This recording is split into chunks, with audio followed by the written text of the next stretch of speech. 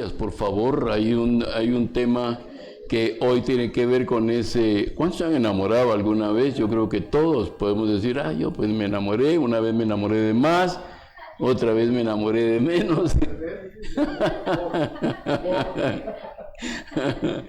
El amor, enamorarse, yo pienso que a veces es algo tan extraordinario el enamorarse, ¿verdad? Yo no sé si se puede medir realmente entre, pues estoy enamorado y amo, o solo estoy enamorado. Y realmente al final me doy cuenta que no amaba como yo creí que amaba. El amor, la pasión y el estarse enamorado, ¿verdad? Cuando uno está enamorado es capaz de cualquier cosa, ¿verdad?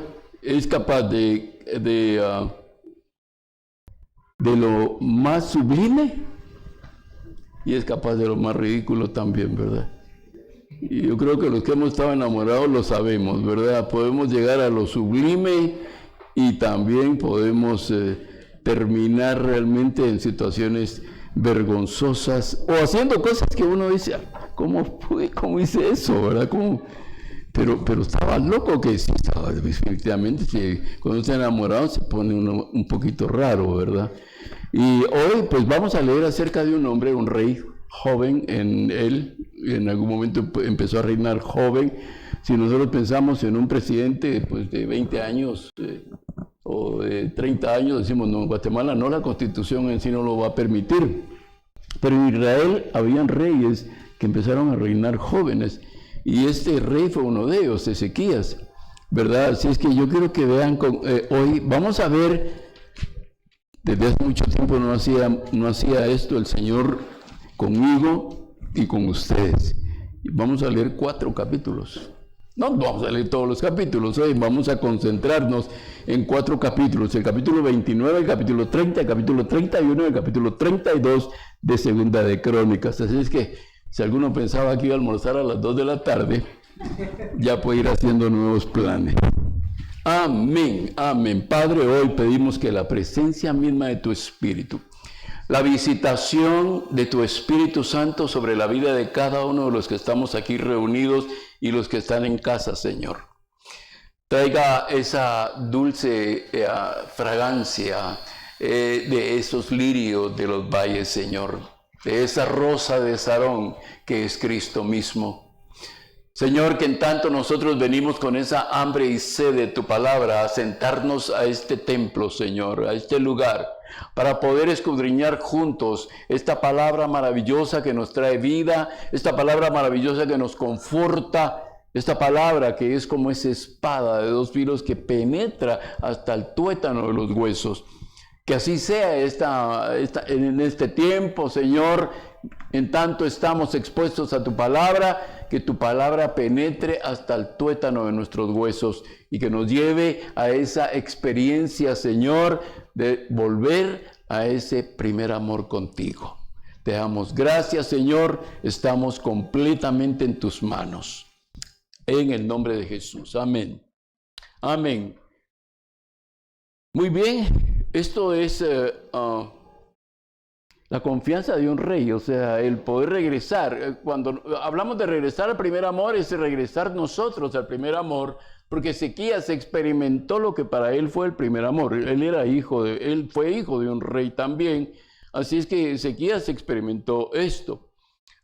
Y cuando nosotros vemos un poco de la historia, y si nosotros nos situamos en ese capítulo 29 del libro de Segunda de Crónicas, capítulo 29, dice, Ezequías comenzó a reinar cuando tenía 25 años y reinó 29 años en Jerusalén.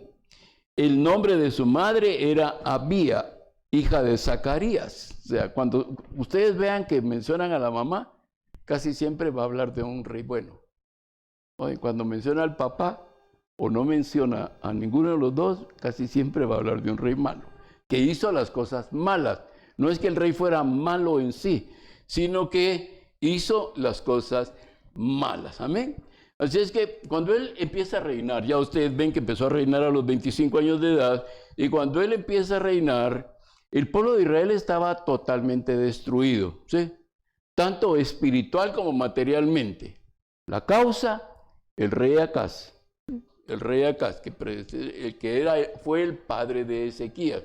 Él realizó todo tipo de idolatrías, construyó altares y dio permiso para construir altares en un montón de lugares en Israel. Ya lo vamos a ver más adelante cuando veamos a qué lugares fueron a destruir y cómo cada una de las tribus empezó a destruir los lugares altos que habían sido edificados por Acaz, que fue el papá de Ezequías. Pero Ezequías, este joven, es ya establecido por el Señor como el rey de Israel.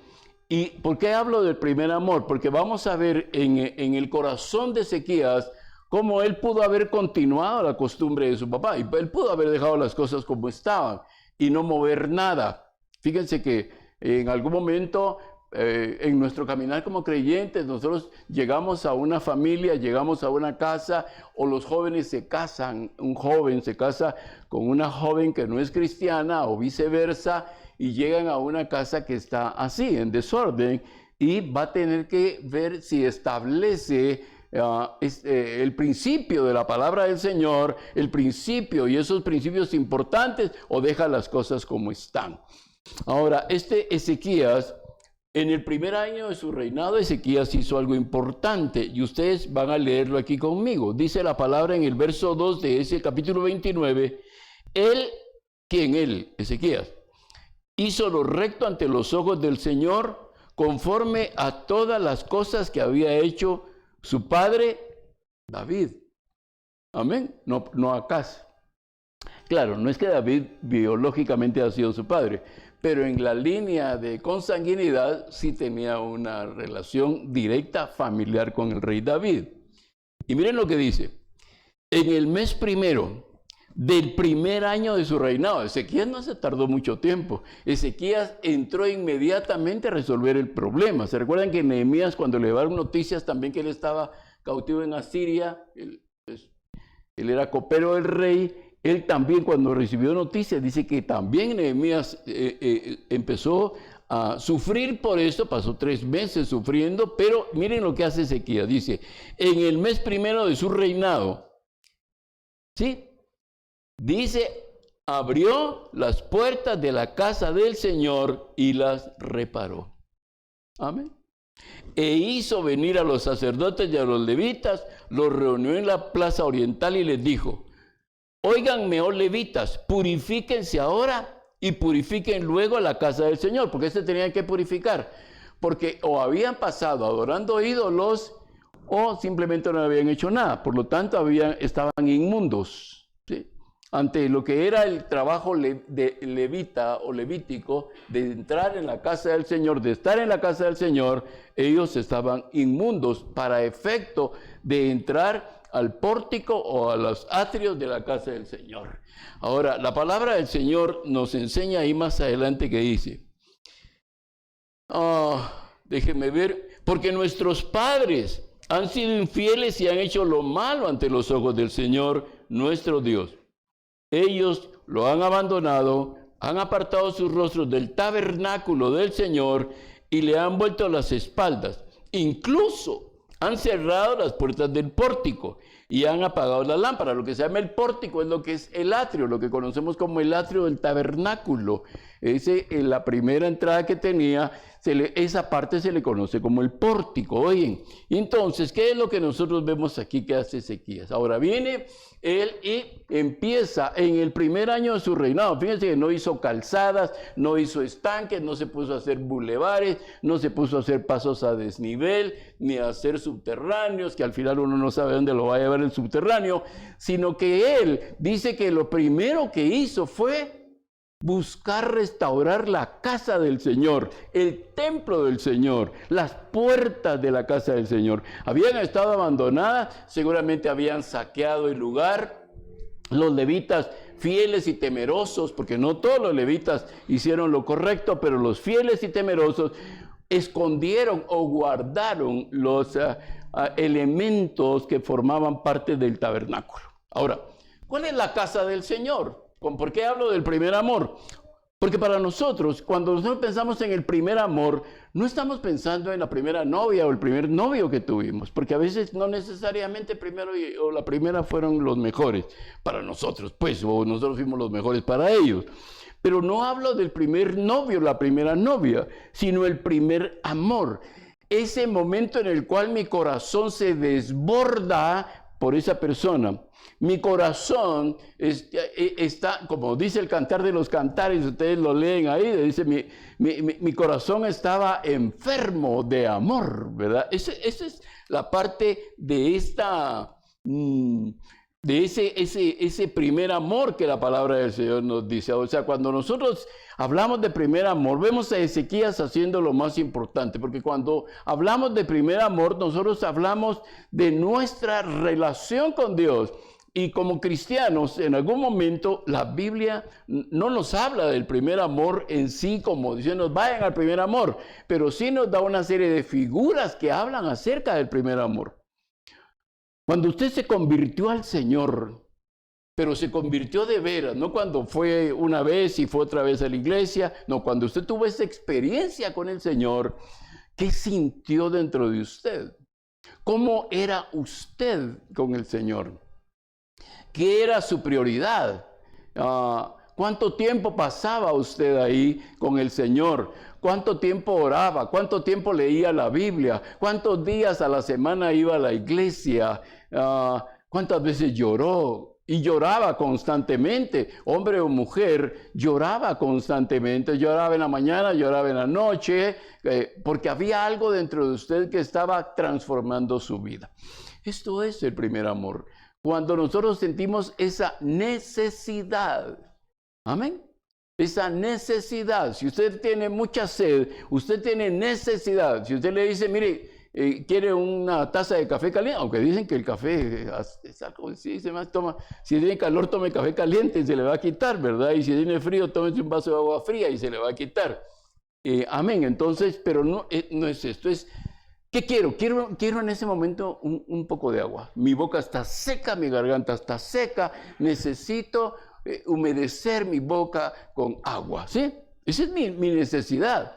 El primer amor habla de eso. Cuando yo tenía esa necesidad de buscar a Dios. Cuando mi vida estaba concentrada en Él. Trabajaba, estudiaba, atendía mi casa. Pero mi vida estaba fue la época en la que me aprendí la mayor cantidad de coritos.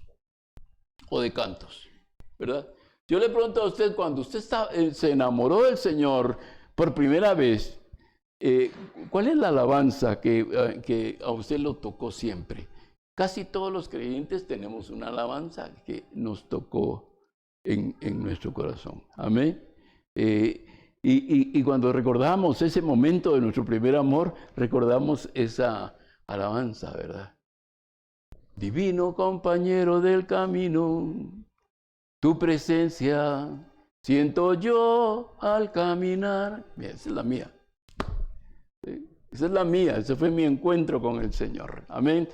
Así es que cada uno tenemos que llevar a esto. Ahora, fíjense bien que cuando nosotros vemos la historia de este rey joven, de este rey que en algún momento llega a tener un impacto en el pueblo de Israel, porque Israel ya se había acostumbrado a vivir de esa manera. El pueblo de Israel se había habituado a vivir de esa misma manera que el rey Acaz les había enseñado. Amén. Así es que, fíjense bien, pues, aquí vamos a leer algunos pasajes. Le dije los 4 capítulos, pero vamos a leer algunos pasajes. Fíjese que en el versículo 10 del capítulo 29 usted va a encontrar un pasaje que tiene que ver con su vida actual, que tuvo que ver con el rey Ezequías, pero que tiene que ver con nosotros ahora. Miren lo que declara él cuando mira todo ese desastre espiritual, porque el pueblo se había alejado de Dios. Ya no era lo importante, ya no era la iglesia o el templo. Para ellos el templo, para nosotros la iglesia. Lo importante eran otras cosas. Lo importante era hacer otra serie de actividades que no tenían casi nada que ver con el Señor. Y las que tenían que ver con un tipo de adoración, el pueblo judío se lo estaba dando a los ídolos de los cuales ellos habían aprendido y Dios les había prohibido. Si ustedes leen el libro de Éxodo, Levítico, y van a leer una parte de Deuteronomio, van a ver que Dios les prohibió que se mezclaran con pueblos que los rodeaban a ellos. Y les dijo, ¿por qué? Porque usted, no sea que ustedes aprendan las costumbres de ellos. ¿Sí? Es cuando prohíbe que nosotros le demos a una nuestra hija a una persona inconversa, o le demos a nuestro hijo a una mujer inconversa. Es lo mismo, el Señor les prohibía esto a ellos. Pero ellos entraron en pactos y entraron en relaciones con estas personas. Ahora mire el pacto que este hombre hace.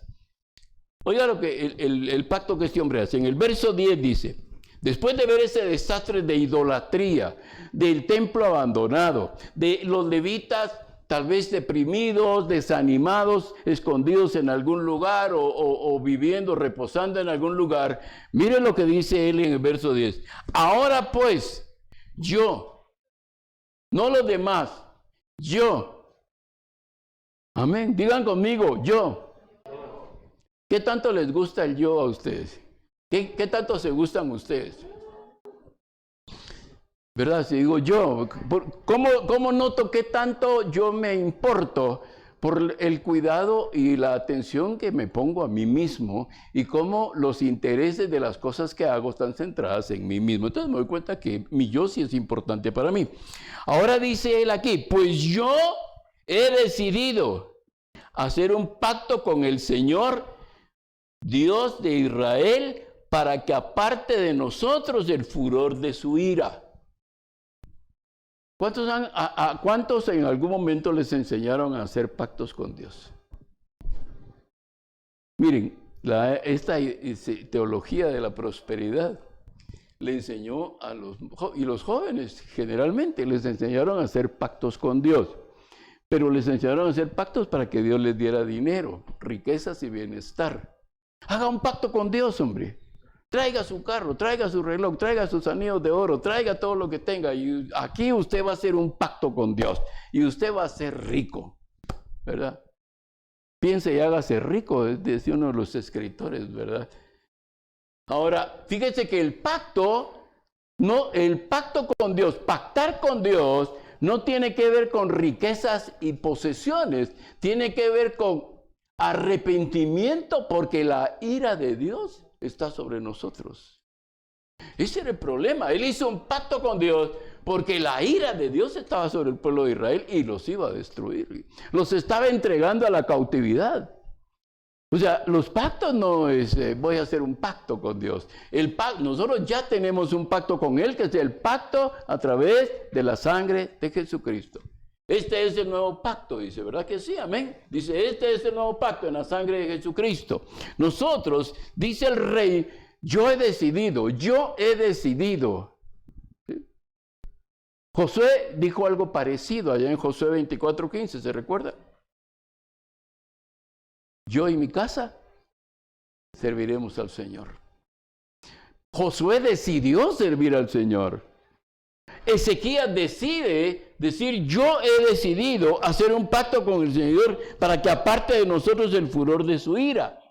Así es que, hijos míos, no sean negligentes, porque el Señor los ha escogido a fin de que estén delante de Él y le sirvan para que sean sus servidores y le quemen incienso. Ahora, ¿qué tiene que ver el incienso? El incienso tiene que ver con oraciones. Y hagan oraciones. ¿Por qué? Porque el pueblo había dejado de orar. En el primer amor nosotros solo queremos estar hablando con el Señor. En nuestro primer amor queríamos estar con Él, hablando con Él, cantando, estar en la iglesia, alabando al Señor. Había una actividad y íbamos, nos llamaban a servir en un lado y ahí íbamos. Pero de pronto se empezó a apagar todo esto. En algún momento empezamos a ver otra serie de actividades porque ya no estábamos enamorados. Podemos decir, yo amo a Dios, sí lo amo, pero ¿estoy enamorado de Él? Ya no. ¿Por qué? Porque cuando estoy enamorado tengo una sensación, emoción en mí que se llama pasión. ¿Sí? ¿Alguna vez usted ha estado apasionado seguramente? O cuando estuvo enamorado, usted era un hombre o una mujer apasionado, ¿verdad? sus ojos cambiaban de lugar constantemente. Sí, amén, se ponían turnios los ojos, ¿verdad? Uno tartamudeaba cuando hablaba, le sudaban las manos, le sudaban los pies, y todo era una cosa tremenda, ¿verdad? Porque era enamorado, había una pasión, uno no quería despegarse de esa persona, ¿verdad? La acababa de dejar a la novia en su casa y ya la estaba llamando, ¿verdad? O no se iba, usted decía adiós y adiós y adiós y se despedía 6, 8, 10, 14 veces y adiós, adiós, adiós. Y ella se entraba y usted se quedaba en la esquina todavía esperando. De repente vuelve a salir, ¿verdad? ¿Por qué? Porque había una pasión en usted. Sí, amén. Entonces tenemos que pensar, cuando habla del primer amor, Ezequías experimentó el primer amor por Dios. Él experimenta eso. Él no está, mire, a él no le da vergüenza ser el rey y que el rey se vaya a meter a los escombros del templo, meterse a ayudar, a trabajar, a estar supervisando constantemente la obra. Tal vez algunas veces Ezequías ni comía a tiempo, o comía tarde, o no comía, o se saltaba una comida, porque el interés, la pasión, la emoción, el entusiasmo de él estaba en reconstruir el templo del Señor y reconstruir las puertas, y sobre todo, reconstruir el servicio al Señor. Por eso llama a los levitas, porque él va a reconstruir el servicio para el Señor. Amén. Y cuando nosotros vemos esto, cuando nosotros vemos cómo la casa, dice que se levantaron todos los levitas. Usted ahí va a encontrar varios nombres: Mahai, Amasai, Joel, Azarías, Coat, y usted va a encontrar una serie de levitas que se levantaron así cuando él estaba organizando esto. Ahora, en el versículo 17, quiero que lean conmigo, 29 voy todavía, verso 17, quiero que lean una situación que sucedió en medio de esto. Dice, verso 17 del capítulo 29 de Segunda de Crónicas: comenzaron a purificarlo el primero del mes primero. El 8º día del mes entraron en el pórtico del Señor y purificaron la casa del Señor en 8 días. Y acabaron el día 16 del mes primero. Amén. El número 8 es un número de nuevos comienzos, nuevos principios. En numerología bíblica es 8 nuevos comienzos, nuevos principios. Amén. Por eso es que cuando nosotros terminamos una semana que para nosotros al final es de 7 días, toda la semana. Nuestro primer día es el domingo. Para nosotros el primer día es el domingo. Por eso es que venimos a la iglesia, venimos a la casa del Señor para dedicarle a Él el canto, la adoración, como usted va a ver que lo hicieron ellos también. Porque nosotros empezamos 7 días. Ahora, si hay un 8º día, que no existe, obviamente cronológicamente en una semana, son 7 días. Pero si nosotros hablamos de un 8º día, debería de ser el día de mañana, porque hoy están terminando, hoy está empezando, y está terminando el día sábado, y entonces tendríamos que agregar un 8º día. Pero el 8º día, el número 8 es un número importantísimo porque habla de nuevos comienzos. Ahora, fíjese que una de las cosas que ellos hicieron allí es que después de haber limpiado toda la casa del Señor, empezaron a hacer holocausto. La palabra holocausto quiere decir quemado totalmente, ¿sí? Un holocausto no es nada más algo, ¿qué es? Asado, sancochado. Un holocausto era quemarlo todo, se quemaba totalmente, no quedaba nada. Y eso no era tan fácil. Mire que cuando, usted va a ver más adelante, que cuando empezaron a hacer los holocaustos, llevaron 7,000 becerros. 7,000 carneros. Ahora usted se pregunta, hermana, ¿cuántos cocinan? Levanten su mano aquí en la casa también. 1, 2, 3, 4, 5, 6, 7, 8, 9, 10. ¿Y algún hombre que cocine? Ok, ¿cuánto tiempo les lleva cocinar un pollo? ¿Asar un pollo cuánto tiempo les lleva? ¿Cuánto tiempo? Van a asar un pollo, dígame alguien, ¿cuánto tiempo se lleva? 1 hora. Un pollo. Y ellos, fíjense el amor que ese hombre tenía, ese rey tenía en su corazón. 7,000 carneros, 7,000 becerros en ofrenda. ¿Cuánto tiempo pasaron haciendo eso? ¿Una hora para asar un pollo? Aunque usted diga, no, pero lo quemaron todo. Sí, pero tenían que esperar que se quemara. No podían decir, está medio quemado, ahora empecemos con otro. Dios jamás les iba a permitir eso. Dios no iba a aceptar esa ofrenda si no estaba quemado totalmente. Ahora, ¿qué es para nosotros lo que debemos de quemar? Al hombre viejo y a la mujer vieja. En nuestra vida, el hombre viejo y la mujer vieja deben de ser quemados. Amén. No nos gusta mucho eso, ¿verdad? Porque no, pero es que todavía me sirven algunas cosas del hombre viejo. Todavía me sirven algunas cosas de la mujer vieja, ¿verdad? ¿Conocen alguna persona acumuladora de cosas? ¿Verdad que es tremendo? ¿Verdad? Como llenan la casa de chunches, ¿verdad? Y dice, no, es que eso... Y usted le pregunta y todo le sirve, ¿verdad? Y no se pone a pensar que afuera hay un montón de gente que no tiene ni eso que tiene acumulado usted en su casa. Y usted se lo puede dar, sáquelo, déselo a ellos. Hay gente afuera que lo necesita, pero hay gente que le gusta acumular cosas, ¿verdad?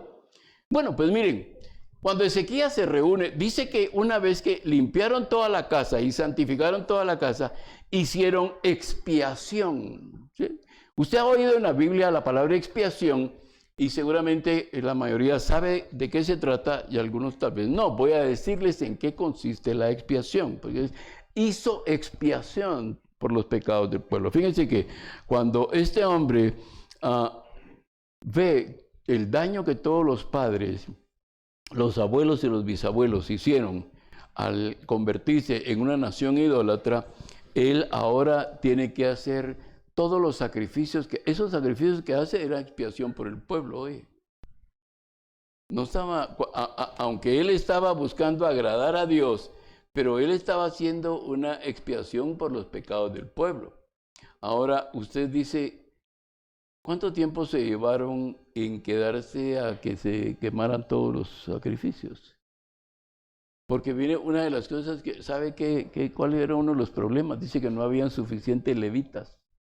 Algunos se fueron al mundo, seguramente, como pasa en la iglesia actualmente. Algunos se murieron. Algunos ya no quisieron ir, dijeron no, que vayan otros. Entonces, este pasaje, en el capítulo 30, usted va a ver que habían pocos levitas. Entonces, el trabajo dice que era mucho lo que había que ofrendar y quemar, y que no habían muchos levitas para hacerlo, ¿verdad? Sacerdotes, primordialmente en el caso de los sacerdotes. Ahora, fíjese lo que es la expiación, dice, consiste en padecer el castigo por los pecados, con lo cual se eliminan los efectos del pecado y el pecador arrepentido puede reconciliarse con Dios. Por eso es que es expiación, 7,000 carneros, 7,000 becerros, era todo por expiación por el pueblo, ¿sí?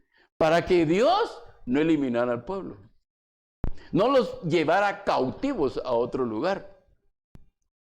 Porque el punto, mire, yo no sé, alguna vez no van a levantar su mano, alguno ha estado preso por lo menos un día.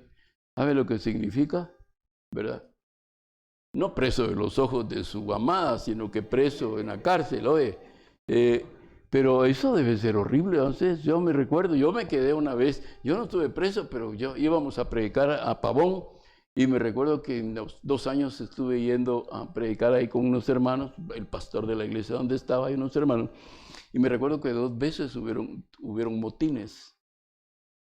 Y nos tiraban al piso ahí tirados. O te tiras o te tiran bajo los escritorios. Y no puedes levantar la cabeza, ¿verdad?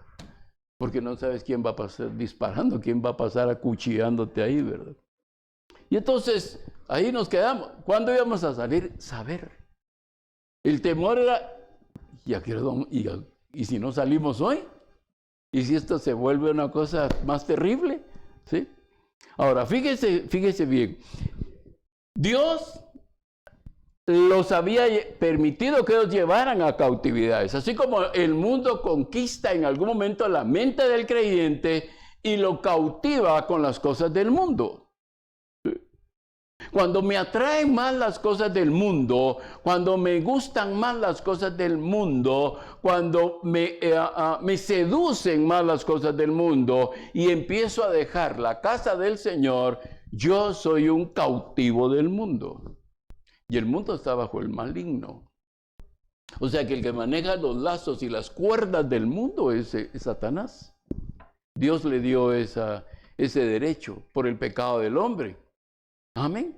Entonces la expiación, a nosotros ya no nos toca hacer expiación, porque Cristo ya hizo expiación por nosotros. Amén. Ya no tiene usted que estar quemando pollos ahí en su casa, sino que a usted ya Cristo pagó con el derramamiento de su sangre preciosa. Él pagó ese pecado por nosotros. Amén. Ahora, ¿qué fue lo que hizo Ezequías durante todo esto? Primero, fíjese que Ezequías, lo primero que promueve, el próximo domingo tenemos Santa Cena, primero Dios, el Señor no ha venido por su iglesia, tenemos Santa Cena. Y la Santa Cena es para nosotros tal vez las dos más importantes fiestas o celebraciones para nosotros, la Santa Cena. Para el judío la Pascua, porque fue la primera ceremonia que ellos celebraron al salir cuando iban a salir de Egipto. O sea, la Pascua significa liberación. La Santa Cena nos habla también de liberación. ¿Liberación por qué? Porque ahora somos parte del nuevo pacto. ¿Y liberación por qué? Porque con la Santa Cena nosotros recordamos la muerte de Jesucristo hasta que Él venga. O sea que estamos esperando a Cristo. Amén. Estamos esperando a Cristo. O sea, nuestra expectativa no es quién va a ganar la presidencia de Guatemala, quién va a ganar la Champions, quién va a ganar No, nuestra expectativa es Cristo viene. Cada noche cuando usted recuesta su cabeza, porque mire, la Biblia hasta nos dice a la medianoche, pero la medianoche no es cronológicamente a las 12, oye, porque uno dice no a las 12, así como ¿cómo se llaman aquella que de los zapatillas? La cenicienta, ¿va? No es que a las 12 te van a cambiar ropa o las zapatillas te van a parecer zapatillas de cristal, ¿verdad? No, la medianoche habla del momento más oscuro para la humanidad y también el momento en que se divide la luz de las tinieblas, ¿sí? Entonces dice que Él regresará. Él va a regresar, ahora va a levantar a su iglesia. Amén. Ahora, ¿qué hizo Ezequías? Restauró la casa del Señor, buscó a Dios, porque también tenemos que buscar a Dios.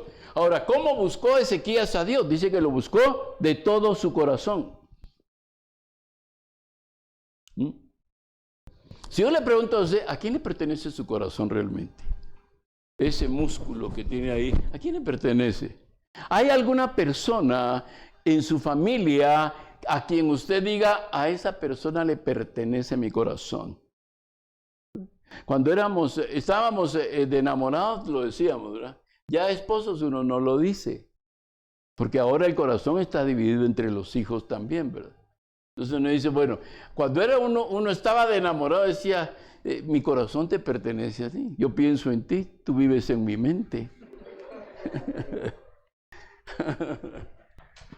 Amén. Ahora ya no, ¿verdad? Ahora ya está con los hijos el corazón. Ahora este hombre hizo eso. Fíjese bien, buscó a Dios, pero lo buscó con todo su corazón. Ahora, ¿qué hizo Dios con él? Lo prosperó. Fíjese que a veces decimos, no, es que a usted Dios lo va a prosperar por esto, por esto, por esto.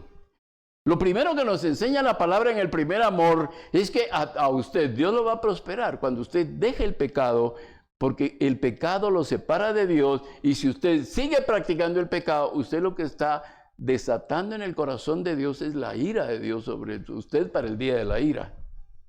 Amén. Así es que el pacto es arrepentimiento. El pacto no es riqueza, no es posesiones. El pacto es arrepentimiento por mi pecado y me voy a apartar del pecado. Ese es el pacto. Ahí sí hay un pacto de arrepentimiento y de apartarme definitivamente del pecado. Y entonces nuestro corazón le pertenece al Señor. Amén. Cuando una persona le entrega su corazón a Jesucristo, pasa exactamente eso. Y entonces encontramos a Ezequías, quiero que venga un poquito más adelante conmigo. Venga conmigo al versículo 25 del capítulo 29. Y ahí dice lo que sucedió, lo que el pueblo hizo también, lo que la gente hace. Amén. Usted pregunta, mire, hoy hubo una manifestación bien preciosa del Señor en la adoración y en la alabanza al Señor. Y es que tiene que ver con el corazón.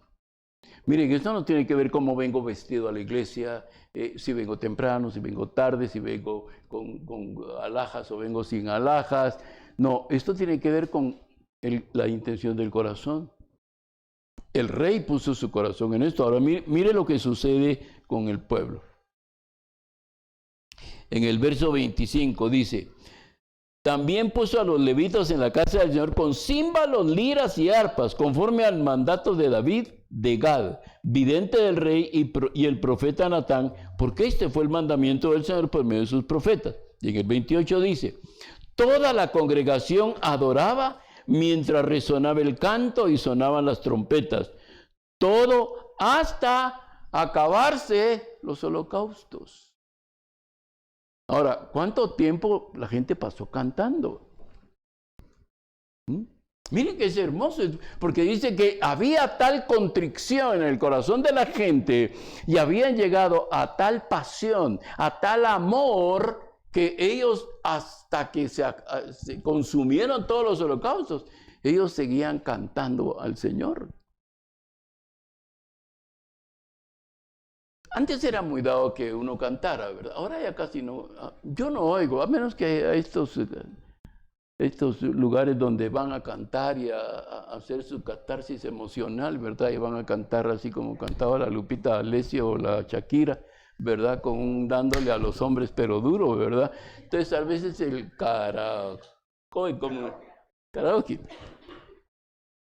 Ahí sí canto, pero en la iglesia no canto, ¿verdad? Entonces, mire, dice que cantaban, ya habían toda clase de instrumentos y el primer amor me lleva a cantarle al Señor.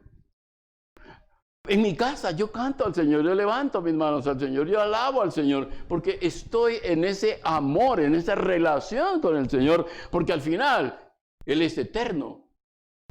¿Sí?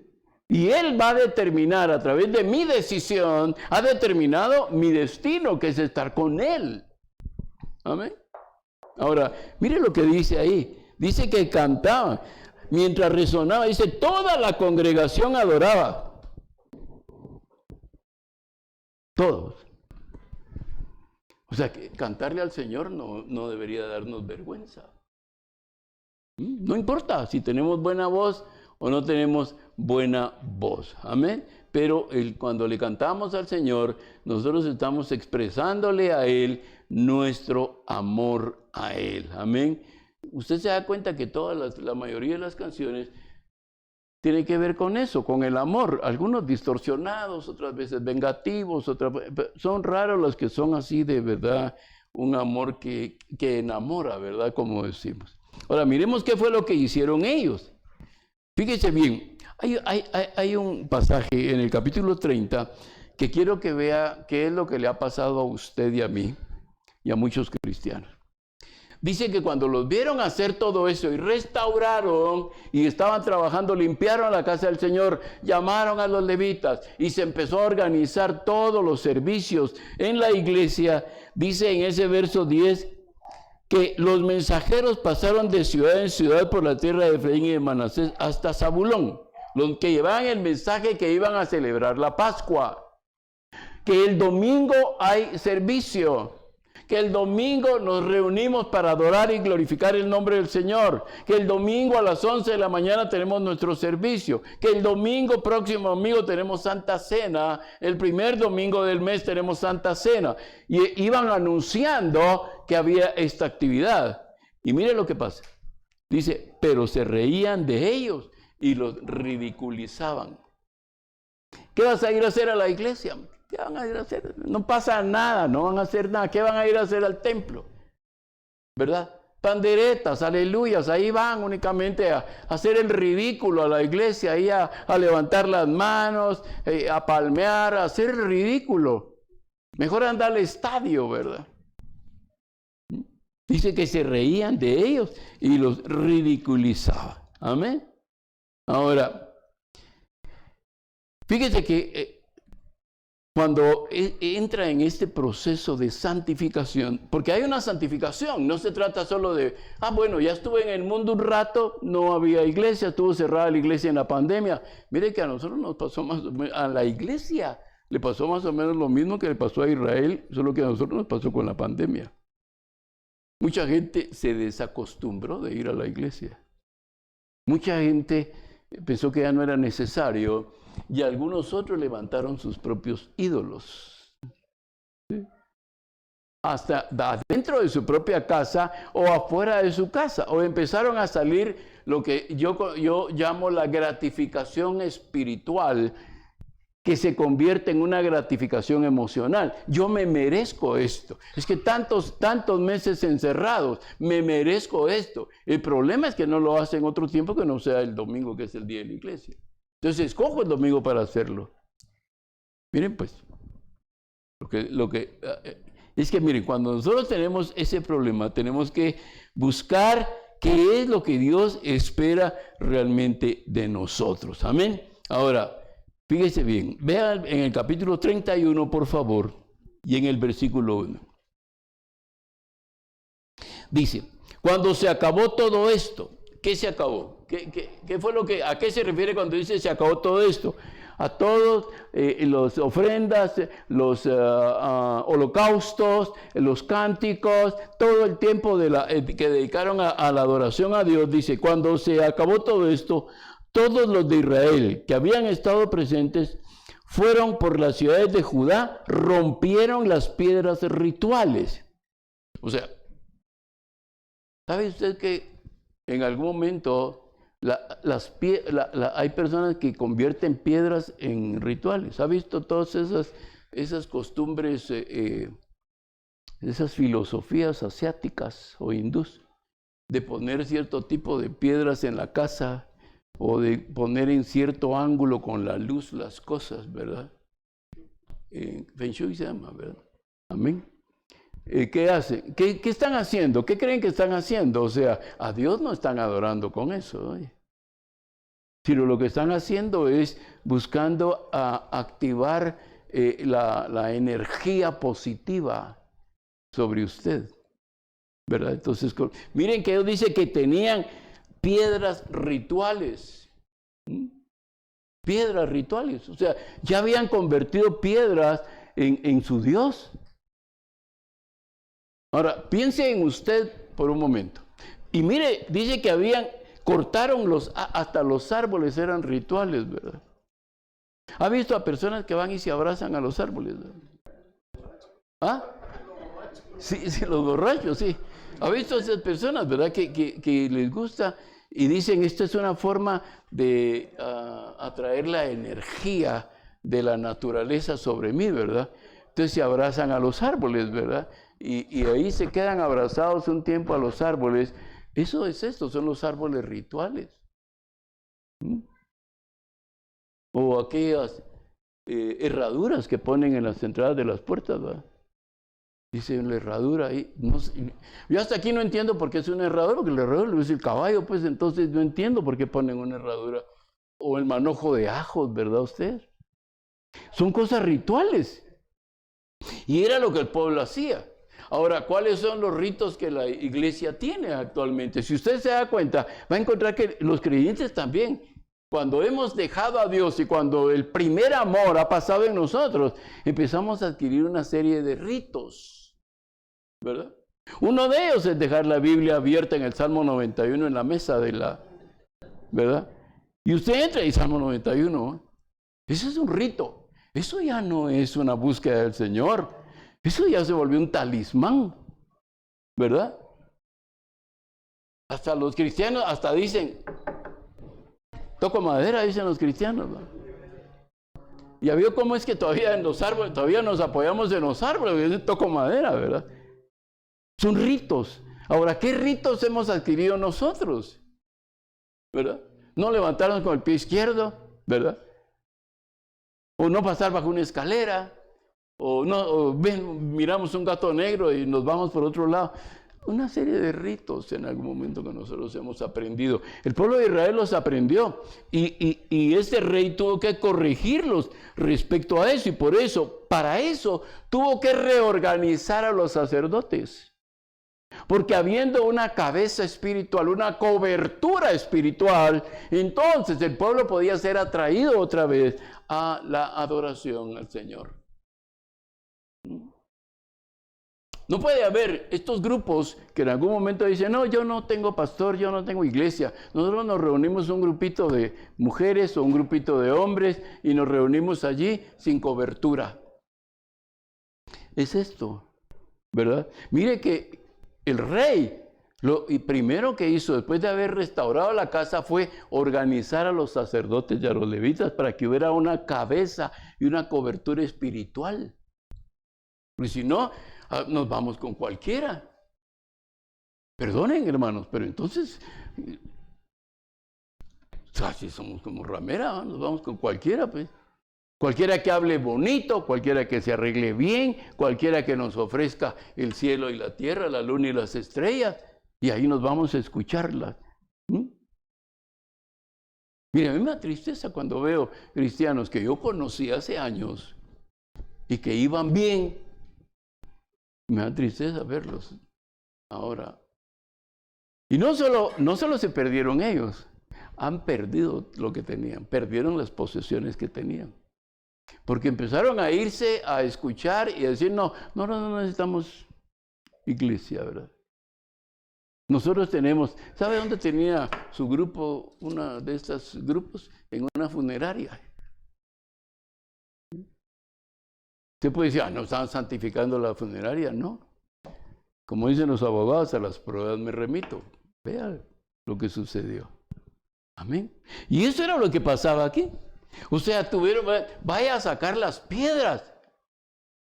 Entonces, usted tiene que tener cuidado con ese tipo de señales y ese tipo de cosas que en algún momento van a venir a afectar su vida. Amén. Ahora, voy adelantando con esto. Mire pues, si nosotros vemos cómo reorganiza él, dice, Ezequías y los magistrados fueron a ver los montones y bendijeron al Señor de su pueblo. ¿Montones de qué? De ofrendas. Porque cuando la gente empezó a regresar, dice que la gente, cuando se divulgó la orden de que el templo iba a empezar a funcionar como había funcionado desde las instrucciones que Dios les dio, el templo mosaico, después, posteriormente, en todo el proceso de la edificación del templo de Salomón, dice, cuando fue divulgada la orden, los hijos de Israel dieron muchas primicias de grano, vino nuevo, aceite, miel y de todos los frutos de la tierra. Asimismo trajeron en abundancia los diezmos de todas las cosas. También los hijos de Israel y de Judá que habitaban en las ciudades de Judá trajeron los diezmos de las vacas, de las ovejas y los diezmos de las cosas consagradas al Señor su Dios y lo acumularon en montones. Comenzaron a hacer aquellos montones en el mes tercero y acabaron en el mes séptimo. O sea que se pasaron 4 meses llevando ofrendas. Vacas, ovejas, aceite, vino, miel, leche. Y imagínense, eso era una bodega para la tribu levítica. Ahora, ¿cuál es el primer amor? En el primer amor usted está dispuesto a dar, ¿verdad? Estoy seguro que a más de alguno de ustedes le pasó que cuando estaba en ese primer amor, usted estaba dispuesto a sacrificar su salario por esa persona. Cuando iba, tal vez ya no mucho tenía, ya no le alcanzaba lo de la quincena, pero iba con la persona que amaba. Y dice, no, es que yo la amo, mire. Y él le dijo, yo voy a pagar yo. Y valientemente usted se para en fe, un corazón que le cree a Cristo y dice, no, yo pago, dice, ¿verdad? Y después camina 7 kilómetros a su casa porque no tenía para el bus. Pero le pagó la comida. ¿Sí? Ven, ese es el primer amor. El primer amor se sacrifica. ¿Sí? Me sacrifico. ¿Desde dónde vengo? Miren, los hermanos moteros vienen desde allá por Palencia, están ya casi por Chinautla. Pero Astrid viene también de lejos y seguramente algunos demás, bueno, Gustavo y Andrita están por aquí. Sandrita y Omar son los que más lejos vienen. Pero es el sacrificio de dar para el Señor, ¿verdad? Oramos por las ofrendas y lo demás. No estoy haciendo énfasis en el dinero, pero doy esa parte porque lo quiero dar porque amo, ¿sí? No, usted pida lo que quiera, decimos. Cuando usted ama a una persona y le invita, ¿verdad que usted le dice, no pida lo que quiera? Usted no le dice, no, mira de todo lo que cueste 35 quetzales, entonces mire el menú y pollo, y todo el pollo. Pero cuando, es que es pollo, ¿verdad? Pero cuando usted dice, no, pide lo que quieras, yo pago, ¿verdad? Pues porque usted tiene ese amor por la persona. En la casa del Señor, ¿qué es lo que Dios le pide? Su corazón. Si el Señor no le está pidiendo a usted dinero, damos porque la palabra del Señor establece que la casa del Señor debe mantenerse, pero el Señor le está pidiendo su corazón.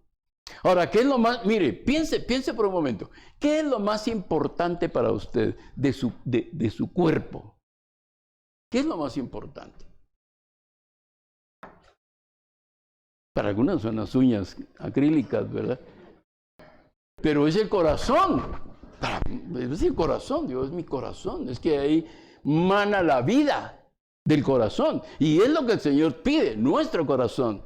Porque si el Señor tiene nuestro corazón, nos tiene todos a nosotros. Nos tiene todo de nosotros. El corazón, no pide el cerebro, ¿verdad? Porque los pensamientos pueden engañarnos. Y los pensamientos pueden llevarnos a corrompernos también. Amén.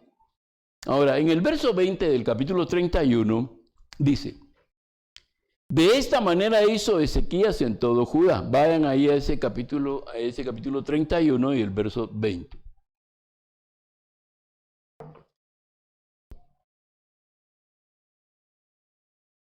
Fíjense bien. Dice, él hizo lo bueno, lo recto y lo verdadero delante del Señor su Dios. Hizo lo bueno, hizo lo recto, hizo lo verdadero en su comunión con el Señor. Él se comprometió con el Señor. El parte del pacto que Ezequías hizo fue hacerlo recto y hacerlo verdadero delante de la presencia del Señor. Pero mire pues, continúa. Él buscó a su Dios en toda obra que emprendió, en el servicio de la casa de Dios y en la ley y los mandamientos. Lo hizo de todo corazón y fue prosperado. ¿Dónde está la verdadera prosperidad? Mire, usted quiere una prosperidad temporal. Oiga al mundo, pues, y haga lo que el mundo le dice, ¿verdad? Los 5 principios de no sé qué, los 100 principios del éxito, los 10 principios para esto. Si quiere, hágalo. Le puede funcionar un tiempo. Pero usted quiere ser un hombre y una mujer próspera toda su vida. Busque al Señor, obedézcale al Señor y adore al Señor siempre. Y en todo lo que haga, dice que en todo lo que usted haga, dice, y hágalo de todo corazón. ¿Alguna vez a usted le han regalado algo y después le dicen, ¿te acordás que no te regalé eso, verdad? ¿Alguna vez le han dado algo y le dicen, sí, pues, después de que te regalé eso, te estás poniendo los moños? Sí, te estás poniendo los moños, ¿verdad? O sea, y después de que te lo regalé, ¿verdad? ¿Cómo se siente usted cuando le dicen, mira, le regalan algo? Después, no tuvieras esa blusa si yo no te la hubiera comprado. ¿Cómo se siente? ¿Cómo se sentirá usted que le digan eso, verdad? Y a veces se lo dicen en la calle, entonces no se la puede quitar, ¿verdad? Pero usted en la casa tal vez se la quita y se la tira, ¿verdad? Mire, de verdad, yo conocí una mujer que le hizo pedazos la ropa al esposo. Lo bueno es que cuando se reconciliaron le compró nueva, ¿verdad? Pero se la tijereó toda, hermanos. Amén. Muy bien, miremos entonces, dice, su corazón es lo que al Señor le importa. Mire, no piense que es el bolsillo. Damos, está bien, pero ese damos porque amamos. ¿Sí? Si yo le pregunto a los esposos, ¿usted por qué le da para su esposa para que compre el supermercado? ¿Verdad? ¿Por qué se lo da? ¿Porque la ley se lo exige? ¿Porque está el Ministerio Público ahí a la puerta y le dicen, bueno, ¿la va a llevar al supermercado, sí o no? Usted se lo da porque ama, ¿verdad que sí? O para la despensa o para el mercado, pues, aquí está para el mercado. Y le da la canasta, ¿va? No le da dinero, le da la canasta. Pero le da porque la ama. ¿Por qué le paga a su hijo la escuela o el colegio? Porque lo ama. O sea, si usted se da cuenta, la acción de dar del corazón es una actitud de alguien que es hecho a imagen y semejanza de Dios. Entonces, ¿por qué amo? Amén. Ahora, eso es lo que el Señor espera de nosotros, que lo amamos. Mire, si usted dice de corazón, yo amo mi iglesia, porque el amor de Dios ha sido derramado en mi corazón, el día domingo yo voy a estar en mi casa espiritual, que es mi iglesia. Porque usted ama. Usted dice, voy a ir a la iglesia, quiero gozarme con los hermanos, quiero cantarle al Señor ahí junto con los hermanos. Es una alegría para mí reunirme con los hermanos y cantarle al Señor y adorar al Señor y escuchar de la palabra del Señor. ¿Por qué? Porque amo. Me estoy dando yo porque amo. Amén. Si no, no puedo darme de la misma manera. Amén. Muy bien, entremos a la parte final. Ya veo que no era tan tardado lo de los capítulos. En el capítulo 32 está algo que no va a faltar en la vida del creyente: la oposición y los ataques. Por muy bien que usted esté, ¿sí? En el cristianismo tenemos un dicho que decimos, si toda la vida te va bien, es que alguien que no es Dios es el que te está dando las cosas, ¿verdad? Porque cuando el Señor, cuando estamos haciéndolo, y tal vez en la cúspide de nuestro mejor tiempo con el Señor, cae el enemigo encima de nosotros. ¿Por qué? Porque es el momento, estamos confiados. ¿Sí? Todo me va bien con el Señor, estoy en un tiempo maravilloso con Él, de éxtasis con el Señor. Voy a la iglesia, leo la Biblia, Dios me ha bendecido, y de pronto el enemigo cae encima de ti. ¿Sí? Y el punto culminante es, ¿qué vas a hacer cuando el enemigo venga sobre ti en esas condiciones? Porque mire, a veces somos tan prosperados y vencidos por el Señor y no somos previsores. Entonces no nos preparamos. ¿Sí? Es como con la famosa verano, ¿verdad? Bueno, empieza la escasez de agua. Entonces, ¿qué hace? O compra ¿cómo se llaman? Tinacos, o compra sus tinacos, ¿verdad? O anda con un montón de cubetas ahí y guardando agua. ¿Por qué? Porque entonces se va el agua a tal hora. ¿Qué está haciendo? Usted ha pasado un invierno maravilloso, pues le gusta el calor porque la playa y todo eso. Sí, pero el agua la tiene que tener en casa. Entonces, tiene que ser previsor. Y miren lo que pasa con Ezequías el rey y con el pueblo. Estaban en lo mejor de la adoración a Dios. Habían restaurado todos y se levanta el enemigo. Ahora, una cosa es que el enemigo se levante contra usted y usted no tenga a Dios. Y otra cosa es que el enemigo se levante contra usted y usted tenga al Señor con usted. Son dos cuadros completamente diferentes. En el primero, Satanás lo va a arrastrar, lo va a masacrar, lo va a dejar pero totalmente hecho jirones. En el segundo, Dios va a pelear por usted las batallas. Amén. Miren qué pasa con Ezequías cuando viene este enemigo llamado el rey Sennacherib. Capítulo 32. Después de estas cosas y de esta fidelidad, mire pues cómo Dios identifica a Ezequías como fiel. ¿Cómo lo identifica Dios a usted? Fiel. Mire pues, piense por un momento. Si usted fuera a llegar a ese extremo de decir, yo quiero que Dios escriba en mi lápida lo que Él piensa de mí. Y usted se muere mañana. ¿Sí? Y hay una lápida en blanco. ¿Sí? usted la talló, como hizo Moisés con las tablas la segunda vez, que talló Dios le mandó que él tallara las tablas. Y Dios va a escribir ahí para que todo ojo lo vea, lo que Él piensa de usted. Si es mañana, ¿qué escribirá Dios ahí? Usted le dijo a Dios, escribe tú en mi lápida lo que tú piensas de mí. ¿Qué va a escribir Dios si ya es mañana? ¿Qué escribirá ahí? ¿Qué dirá de usted y de mí? De Ezequías, mire lo que dice.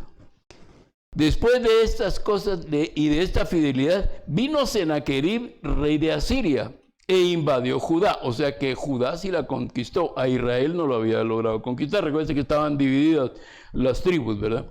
Y acampó contra las ciudades fortificadas con la intención de conquistarlas. Estos son los sistemas y las ideologías que hay actualmente, ¿sí? Están todas esas ideologías que usted ve, la ideología del secularismo, del ecumenismo, la teoría, la ideología, pues obviamente de géneros, todo esto que está rodeando al cristiano. Así es, le están diciendo, así son las cosas ahora.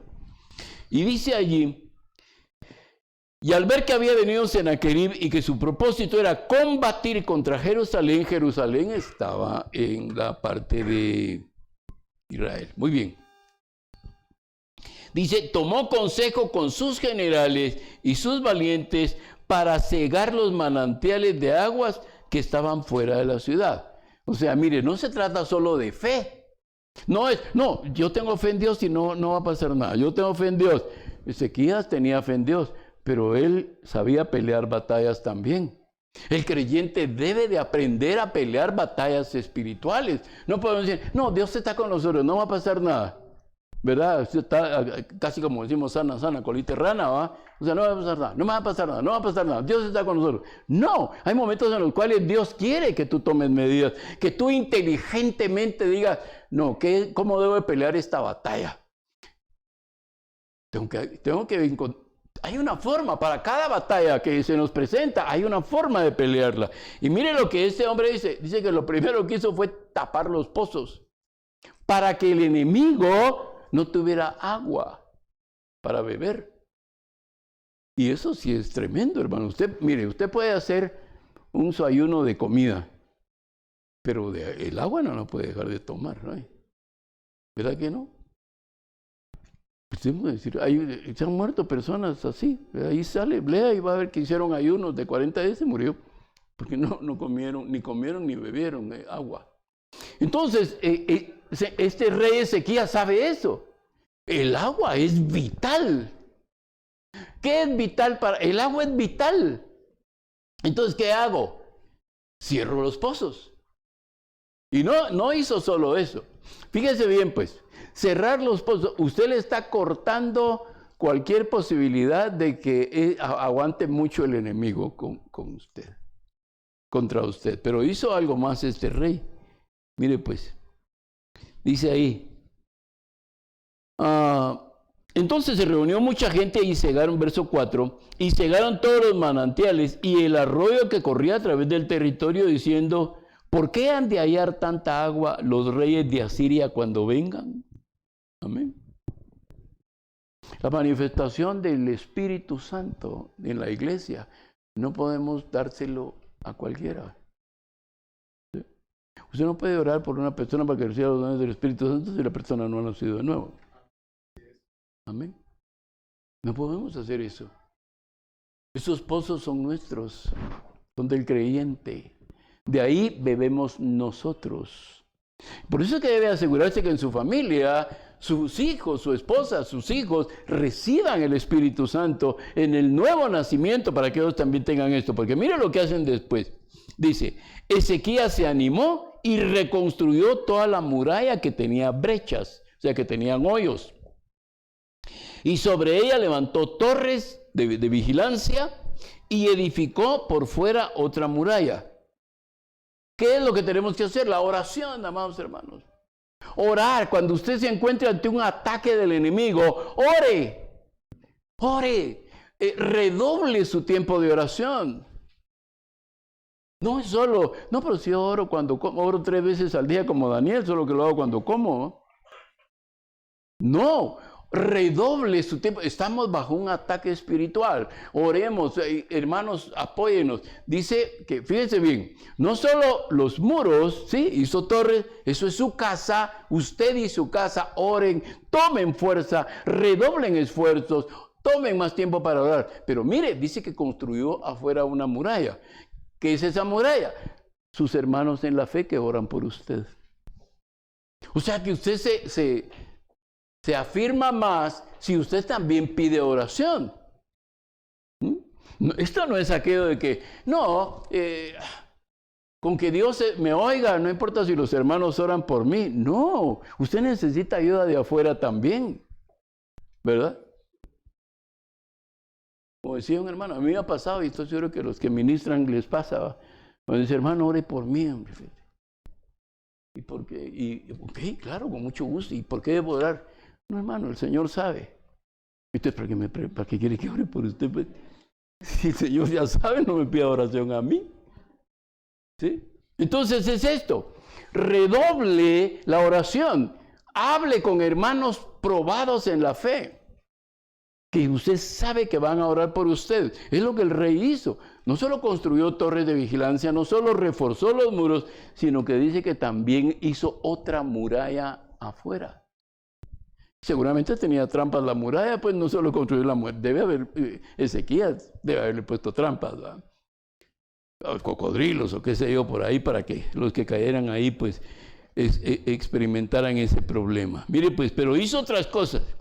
O sea, no solo redobló la oración, le pidió apoyo a los hermanos con la muralla de afuera, sino que también, mire lo que hizo. Hizo muchas lanzas y muchos escudos. El uso de la palabra del Señor, es decir, que la palabra del Señor es viva, eficaz y más cortante que espada, más penetrante que espada de dos filos. Dice que penetra hasta el tuétano de los huesos. Pero proclamó la palabra adentro de la ciudad.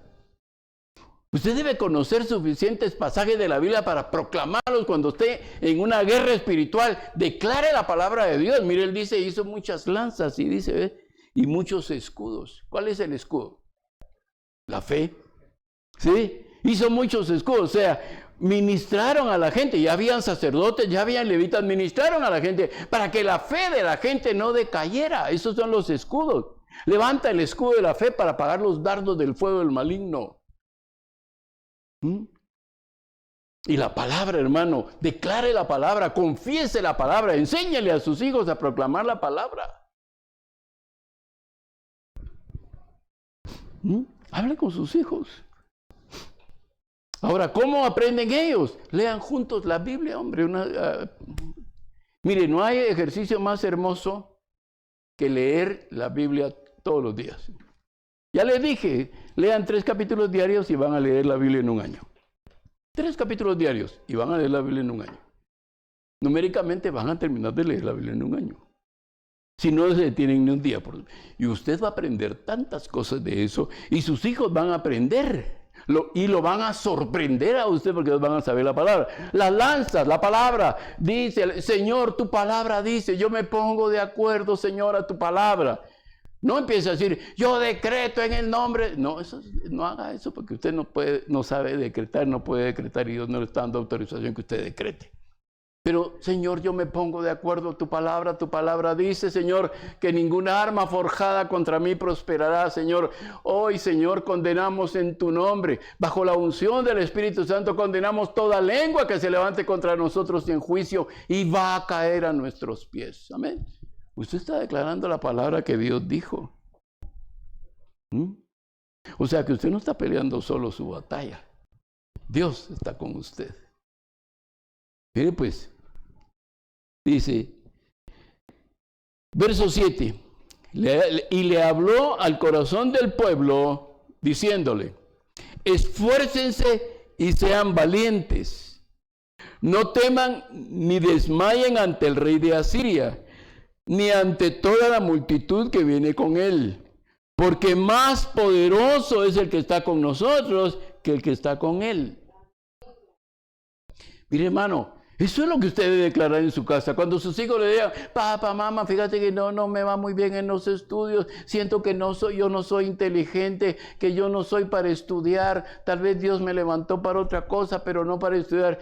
Es más poderoso el que está con nosotros, hijo. Yo voy a orar, voy a poner mis manos sobre tu cabeza, sobre tu cerebro, y voy a orar porque el que está con nosotros es el Dios sabio, inteligente, y Él trae y derrama sobre nosotros el espíritu de inteligencia y de sabiduría. Ve, está usando la palabra del Señor. No la agarre contra las maestras, hombre. ¿Verdad? Que es que esa maestra lleva mal a mi hijo. Tampoco lo va a querer con usted si ella no es su mamá, es la maestra. Pero ore con sus hijos. Dígales, hijo, vamos a orar. Tú, estoy seguro que Dios va a hacer algo por ti. Dios te va a dar eso que necesitas. Mamá, es que no puedo. Hijo, oremos, vamos a orar. El que está con nosotros es más poderoso que el que está en el mundo. Mire lo que sigue diciendo.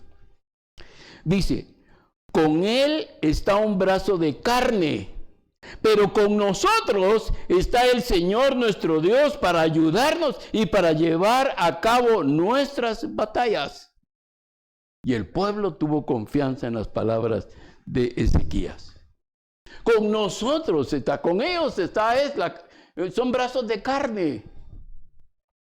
Pero yo me recuerdo hace muchos años atrás, yo estaba bajo la cobertura de la que ya fue nuestra mentora espiritual, hermana Charlotte, y yo me recuerdo que estábamos bajo un problema bien serio, no era económico, un problema muy serio, y un hombre me amenazó, un hombre con poder, me amenazó. Y yo la llamé, yo con miedo, yo la llamé y le dije, hermana, yo estoy confiando en el Señor, pero quiero que... No, yo tenía miedo.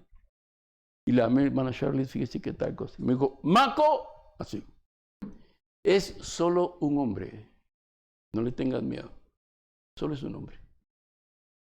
Y miren, Dios hizo una cosa tremenda. Dirá, hermano, cuéntenos qué hizo. Pues le cuento. Cayó enfermo sin que yo hiciera absolutamente nada, de cáncer en el hígado. Y una noche, creo que Berisea conmigo, me lo encontré en una farmacia y él me pidió perdón. Era mi enemigo, créame que era mi enemigo. Él no era nada así que, la Maco, perdóname vos. Él era mi enemigo, él se declaró mi enemigo desde el principio. Y sabe que en una oportunidad, un hermano que estuvo aquí con nosotros, era director de una radio nueva, que estaba ahí en el edificio, se ilumina en la Roosevelt, y me dijo, mire que quiero que venga a predicar. Y con mucho gusto fui a predicar a esa radio. ¿Sí? Y antes de predicar me tenían en una habitación, un cuartito así, y estaba esperando que se encendiera la lucecita para entrar, cuando me dijo, le voy a presentar al dueño de la radio. ¿Y quién creen que era? Una radio cristiana, oye. El dueño de la radio era él. Ahora se había convertido al Señor. Cuando dejamos que Dios pelee nuestras batallas, la victoria es segura. Y no vamos a tener nuestras manos manchadas de sangre, porque nosotros no metimos las manos en eso. No metimos nuestra alma, pues nuestra alma quiere hacer un montón de cosas, ¿verdad? Amén, así es que dice, con él está un brazo de carne, pero con nosotros está el Señor nuestro Dios. Cuando su hijo llegue con miedo, su hija llegue con miedo, dígale, son brazos de carne, pero con nosotros está el Señor. Cuando su cónyuge le diga, mira, tengo miedo por esto, son brazos de carne, pero... Me contaba mi esposa hoy en la mañana porque veníamos ahí, los motoristas que son tan amables y gentiles, hizo así y casi me echó la moto encima en el carro y yo hice así en la bocina, pero no bociné mucho, pero mi esposa sí oyó la bocina, ella tiene un oído tremendo. Y entonces me dijo, no les bocines a los motoristas. Me dijo, porque en el periférico la semana pasada una señora le bocinó a un motorista y le metió 8 balazos al carro. Entonces, ya dices, bueno, tampoco es que, bueno, no, pero el Señor está conmigo, le voy a tocar la bocina. No, ok, Dios está hablando, Dios dice prudencia. Te tengo que ser prudente. Dios me está hablando a través de mi esposa. ¿verdad? Porque, claro, por supuesto, Dios le da sabiduría. Oigan a sus esposas, hombre, si ellas, Dios les da sabiduría, tienen intuición. Óiganlas, ¿verdad? No, es que vos no sabes de eso, vos de negocios no sabes. Sabe más que usted, porque ha gobernado su casa por muchos años y ha instruido a sus hijos. Es que sabe más que usted. Amén. Terminemos entonces hoy, concluimos el mensaje. Fíjense bien, ahora vienen las amenazas de este rey. Dice en el verso 18 que los amenazaron, les dijeron que Dios no iba a hacer nada por ellos, que ellos ya habían peleado contra otras naciones y que los dioses de esas naciones no los habían ayudado. Entonces les dice, si esas naciones a las que derrotamos y barrimos y masacramos, a sus dioses no los ayudaron, el Dios de ustedes tampoco lo va a hacer. Y miren, hasta se burlaron de ellos diciendo, entonces gritaron a gran voz en hebreo al pueblo de Jerusalén que estaban sobre la muralla para atemorizarlos e infundirles miedo, a fin de poder tomar la ciudad. Y concluyo con el verso 20. ¿Sí? Yo no sé qué problema, qué situación está viviendo mi amado hermano o hermana, pero Dios lo trajo de aquí para que escuche esto. Y a los que están en casa también. Escuchen, verso 20. Fíjense bien todas las amenazas. Dice que hasta hablaron su propio idioma. O sea que Satanás puede hablar lenguas también hoy. Y recuerden que él estuvo en los cielos. Él conoce las lenguas angélicas. Y Satanás puede meterse a una iglesia y empezar a hablar las mismas lenguas. O el mismo lenguaje que hablan en la iglesia. ¿Sí? Ahora mire lo que hizo, pues, y aquí aparece un profeta que usted tal vez pensó que no existía ahí, pero ya existía, el profeta Isaías. Dice, entonces el rey Ezequías, después de todas las amenazas, te vamos a despedir, conmigo no te metas, vos sabés que yo en la empresa tengo más poder que vos aquí vas a salir mal con la cola entre las patas, te vas a ir avergonzado, yo soy aquí el que mando, es brazo de carne, pero con usted está el Señor. Amén. Y cuando lo amenacen, déjenlos que lo amenacen. Mire lo que dice. Entonces el rey Ezequías y el profeta Isaías, hijo de Amós, al decir hijo de Amós sabemos que es el profeta Isaías del libro, oraron acerca de esto y clamaron a los cielos. Ya veo que no se fueron a pelear primero. Dijeron, con nosotros no se meten, a mí que no me provoquen, porque yo sí soy cohete mecha corta. No, oraron al Señor, clamaron al cielo, Señor, ¿qué hacemos, Dios? No podemos defendernos de una forma, pero mucha gente inocente va a sufrir, nuestros niños, nuestras mujeres van a... Ellos dicen que oraron y clamaron. Y mire lo que hizo Dios. Que es lo mismo que puede hacer por usted en la situación que está. Oiga, y el Señor envió un ángel. ¿Sabe cuántos millones de ángeles tiene el Señor? No lo sabemos, pero son millones de ángeles que están al servicio del Señor. Y Él mandó uno. Un ángel, el cual hirió a todos los guerreros, o sea que empezó con ¿quiénes? Con los más valientes del ejército asirio, con los más musculosos, ¿verdad? Agarró ahí a todos los más musculosos y que tenían así cara, y a ellos fueron los primeritos que los hirió de muerte. ¿Sí? Y dice, a los oficiales y a los jefes en el campamento del rey de Asiria. Sennacherib se volvió a su tierra con el rostro avergonzado, y cuando entró en el templo de su Dios, algunos de sus propios hijos lo mataron allí a espada. Así libró el Señor a Ezequías y a los habitantes de Jerusalén de mano de Sennacherib, rey de Asiria, y de mano de todos. Y les dio reposo alrededor. Amén. Eso es el primer amor. Cuando usted está enamorado, eso es lo que el Señor está hablando a ustedes. Regresen a su primer amor. Dejen de estar pensando que la gente allá afuera les va a resolver sus problemas. Trabajen, estudien, capacítense, saquen todas sus especializaciones que quieran sacar, promuevan sus empresas, diseñen planes de mercadeo, hagan sus presupuestos, establezcan su propio... Háganlo, todo háganlo. Pero no permitan que el temor de la competencia allá afuera los haga bajar los brazos y decir, no, es que es más grande ¿no? Mire, yo hace muchos años, no me recuerdo qué había sucedido, y un hermano de una iglesia aquí en la zona 7 empezó con las famosas bolsitas de agua pura. Y los demás, pues hombre, ¿cómo vas a vender bolsitas? ¿Y cómo vas a ir un vende? Pues sí, ahí está ¿cómo se llama la empresa que vende salvavidas? Salvavidas. Ahí está la salvavidas, te van a comer el mercado. No te van a dejar ni entrar. Y empezó con su picopito Datsun. Y ahí va con el montón de bolsitas. Y su propia familia ayudándole a llenar las bolsitas. ¿Verdad? Ni le cuento dónde está ahora con el negocio, no solo de agua pura, ahora tiene negocios de otras cosas. Y empezó ahí en la zona 7, por la iglesia esa de San José tenía su casa, empacando en el garaje de su casa bolsitas de agua.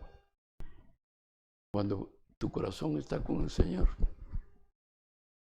no es que Él va a quitarte a la competencia, pero en medio de la competencia te va a prosperar y te va a bendecir, porque dice que Ezequías fue prosperado. Tampoco es que a usted le van a estar dando todo lo de ellos. No, le va a dar cosas nuevas.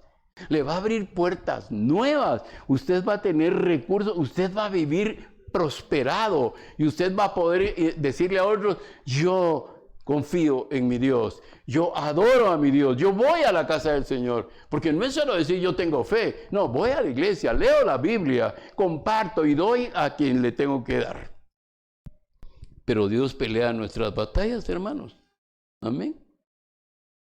Claro que si usted sigue leyendo, se va a encontrar con que Ezequías después hizo otras cosas malas. Después empezó a hacer lo malo, ¿verdad? Y pues ni modo. Dios tuvo que tomar cartas en el asunto con él también. Pero, amado hermano, no sé dónde está su corazón, no sé a quién ama usted, más allá de los que ame terrenalmente. Pero ¿dónde está realmente el corazón suyo hoy? Amén. Vamos a orar al Señor. Padre, algunos necesitamos regresar a nuestro primer amor contigo. Señor, algunos de los que estamos aquí, tal vez hemos dejado nuestro primer amor. Nos hemos acostumbrado, Señor, a una forma a vivir una religión, a un sistema de cosas que hacer. Pero, Señor, ya no tenemos esa pasión por ti. Ya no tenemos ese anhelo por ti. Señor, ya no eres el primero. El día domingo, tú ya no eres el primero. Hay otras cosas que se han interpuesto y que al final, Señor, nos han gustado. Pero hoy, Señor, escuchando tu palabra y sabiendo, Señor, que mi corazón necesita, así como ese templo necesitó ser limpiado, que dice la Biblia que sacaron todas las inmundicias que habían adentro de ese templo. Así hoy necesito sacar de mi corazón todas las inmundicias que las ha llenado el mundo, Señor. Que he tomado inmundicias de la derecha y de la izquierda. Que he tomado inmundicias, Señor, de lo que me han ofrecido en el pasado y de lo que me están ofreciendo al presente, Señor. Necesito limpiar mi corazón, Padre. Necesito sacar todo eso que es oprobio, todas aquellas cosas que en algún momento son anatema en mi vida o en mi casa, en mi propio hogar, Señor. Posiblemente hay cosas que son anatema y necesito sacarlas de ahí para que la verdadera adoración a ti, Señor, pueda ser expresada a través de mi propio corazón y a través del corazón de mi cónyuge, a través del corazón de mis hijos, Señor. Hoy has hablado a nuestro corazón una vez más, Señor, porque sé que lo has hecho muchas veces. Pero una vez más nos llama la atención, Señor, sobre esto. Lo primero es lo primero, y lo primero es tu casa, Señor. Nuestro corazón, porque nuestro corazón es el tabernáculo de tu Espíritu Santo. Lo primero para ti, Señor, no es nuestra apariencia física. Lo primero para ti no son las posesiones que tenemos. Lo primero para ti es nuestro corazón, Señor. Y necesita ser limpiado y reedificado, Señor. Padre, en algún momento nos hemos encontrado ansiosos, temerosos, inciertos ante ciertas batallas que hemos tenido en la vida, Señor. Porque dejamos el tiempo de adorarte y de orar a ti. Señor, lo primero que este rey hizo fue orar a ti, fue clamar a ti, fue pedir perdón, arrepentirse, Señor, de todos esos pecados, arrepentirse aún de los pecados de sus padres, Señor.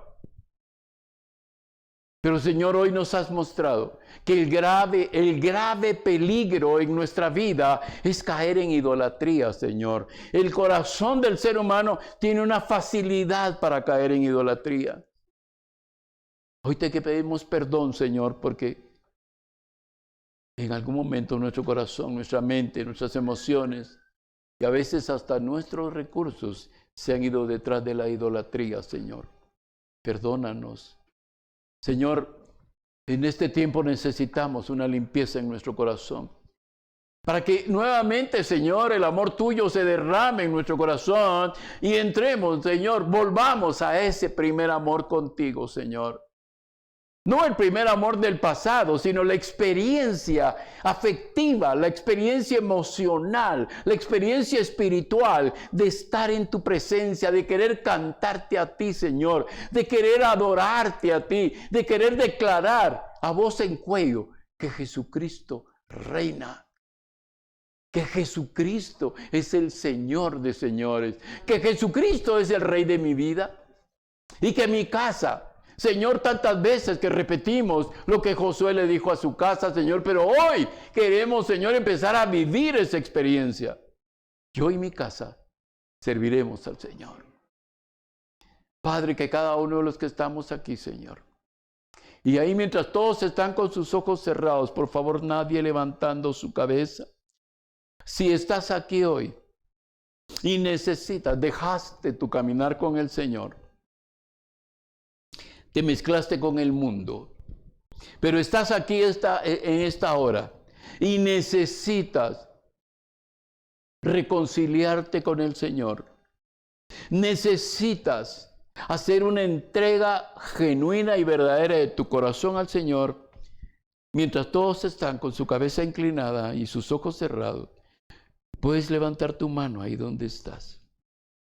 Y con tu mano levantada yo entenderé que necesitas rendir tu corazón, entregar tu corazón al Señor y Rey, al único Dios verdadero. Tal vez has sembrado, has caminado y hoy estás dándote cuenta que hubo idolatría, que has llegado a idolatrar cosas que el mismo Dios te dio. Que en lugar de adorar al Creador, al Dador, al Proveedor, al Sanador, has estado adorando las cosas que te dio. Y necesitas hoy un encuentro con Él otra vez. Necesitas regresar. Y si estás aquí y dices, necesito volver a ese primer amor, mi amor se ha enfriado, mi amor por el Señor se ha enfriado, necesito entrar a ese primer amor. Los que están ahí en casa también, si ustedes están experimentando este llamado del Señor para regresar a ese primer amor, para experimentar todo lo que ese primer amor les hizo sentir en ese momento en su relación con Dios, allí en casa también pueden levantar su mano. Y los que están aquí en el templo, Señor, necesito